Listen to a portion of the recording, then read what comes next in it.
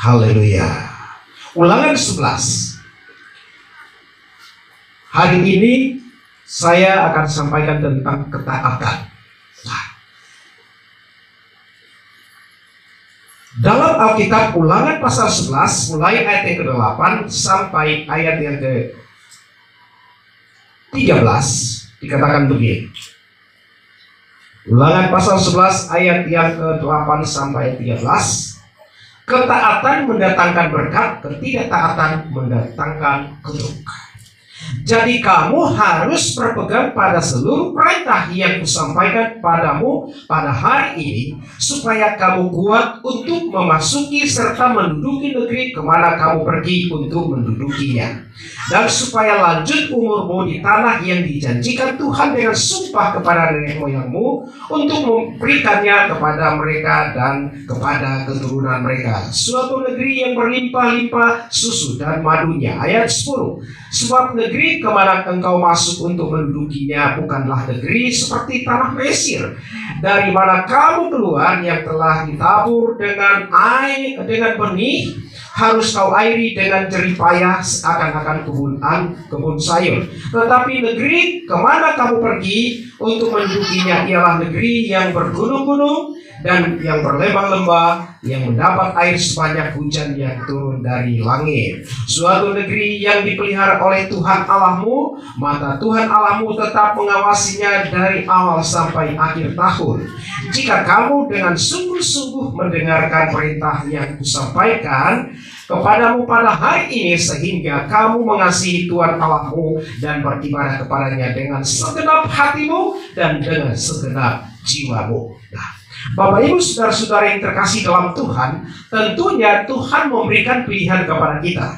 Amin. Sehingga dalam judul ini dikatakan apa? Ketaatan mendatangkan berkat, ketidaktaatan mendatangkan kutuk. Jadi untuk kita mengalami anugerah Tuhan, berkat dalam hidup kita, maka harus dan mau tidak mau kita taat kepada Tuhan. Nah, tentunya taat kepada Tuhan itu bukan hanya saja kita berkata saya mau taat dan kita berjanji, tapi ada hal-hal yang harus kita lakukan, yaitu firman-Nya. Yang pertama adalah kita harus mengasihi Tuhan. Karena seluruh perintah yang telah tertulis dalam Alkitab ini seluruhnya dirangkum hanya dalam dua bagian, yaitu mengasihi Tuhan dan mengasihi sesama manusia. Itu adalah seluruh hukum yang tertulis di dalam Alkitab. Di dalam ayat ini dikatakan bahwa kalau kita mau mengalami berkat Tuhan, maka kita harus pertama mengasihi Tuhan. Amin. Harus mengasihi Tuhan. Cara untuk kita mengasihi Tuhan seperti apa, Bapak Ibu? Yang pertama, kita taat melakukan firman. Misalnya salah satu tadi ditulis ibadah di ayat 13. Di situ dikatakan setiap ibadah kepada Tuhan. Nah, jadi sampai saya gali, saya coba buka beberapa ayat lagi. Kenapa sih dalam ibadah itu harus? Ternyata di dalam ibadah itu yang pertama, waktu kita ibadah itu kita terima janji-janji Tuhan. Yang kedua, waktu kita ibadah itu kita sedang memuliakan Tuhan. Lalu yang keempat adalah ketika kita ibadah, maka Tuhan hadir dan bersemayam atau berada di tengah-tengah kita. Nah, Bapak Ibu, kalau Tuhan hadir, apa yang tidak terjadi? Pasti semua terjadi. Mujizatnya pasti terjadi. Amin. Makanya di dalam 1 Timotius pasal 4 ayat yang ke-8.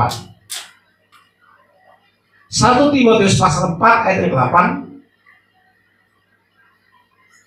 Tadi tampilkan di slide. Kita baca bersama 1, 2, 3. Latihan badani terbatas gunanya, tetapi ibadah itu berguna dalam segala hal. Cukup sampai sini. Nah, ayat ini dikatakan bahwa latihan badani itu terbatas gunanya, tetapi ibadah itu berguna dalam segala hal. Kenapa dikatakan berguna dalam segala hal? Karena waktu kita ibadah, maka kita diberkati jasmani maupun rohani. Waktu kita ibadah, maka surga turun dan semua yang ada di bumi ini pun mengalami suasana surga. Seperti kita sore hari ini. Waktu kita menyembah Tuhan, memuji Tuhan, beribadah kepada Tuhan, maka Tuhan hadir dan melawat kita. Yang sakit disembuhkan, yang lemah dikuatkan, yang tadinya malas rohnya mulai kembali bangkit karena Tuhan hadir. Makanya ayat ini dikatakan ibadah itu berguna dalam segala hal. Di dalam ibadah itu mengandung janji. Kalimat berikut bagian B-nya dikatakan karena mengandung janji baik hidup sekarang ini maupun hidup yang akan datang. Coba baca bersama. 1, 2, 3. Katakan karena ibadah mengandung janji baik hidup ini maupun hidup yang akan datang. Hidup di dunia ini maupun nanti masuk surga. Jadi sekarang kita ibadah ini kita sedang latihan nanti di surga. Kita bersukacita memuliakan Tuhan. Bagaimana kalau kita di bumi ini kita tidak pernah ibadah, kita tidak pernah latihan memuji Tuhan, latihan menyembah Tuhan, latihan menari buat Tuhan. Amin. Makanya di gereja-gereja besar ada pujian, ada penyembahan, ada apalagi tarian, ada tamborin. Itu semuanya ekspresi, realisasi dari kerajaan surga di bumi. Jadi surga itu akan nyata di bumi. Itu yang terjadi. Makanya percaya. Yang berikut, kenapa kok dalam ibadah itu ditekankan oleh Tuhan? Kita harus taat. Keluaran 23 ayat yang ke-25. Ini tentang hidup yang sekarang nih, hidup di dunia ini.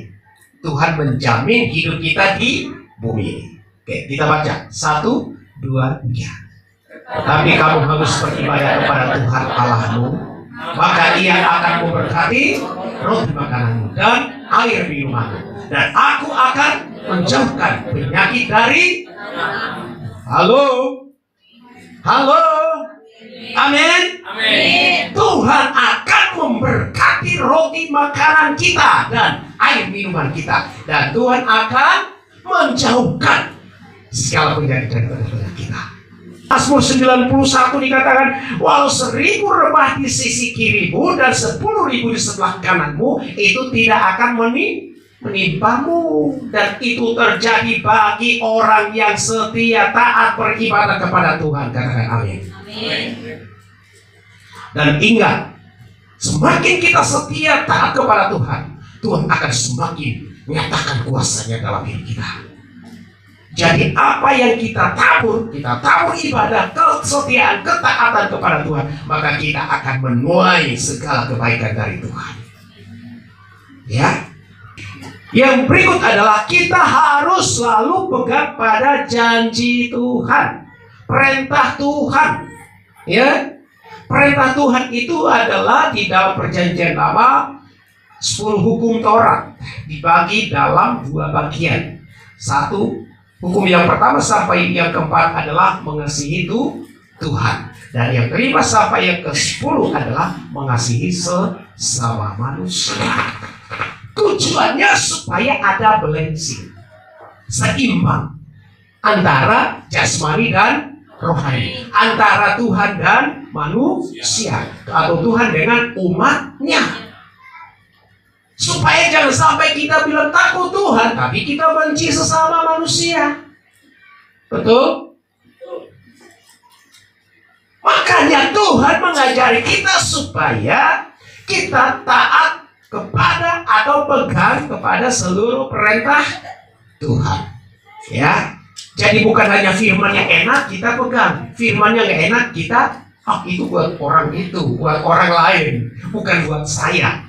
Tapi ingat, setiap firman yang kita dapat itu adalah untuk merubah hidup kita. Katakan amin.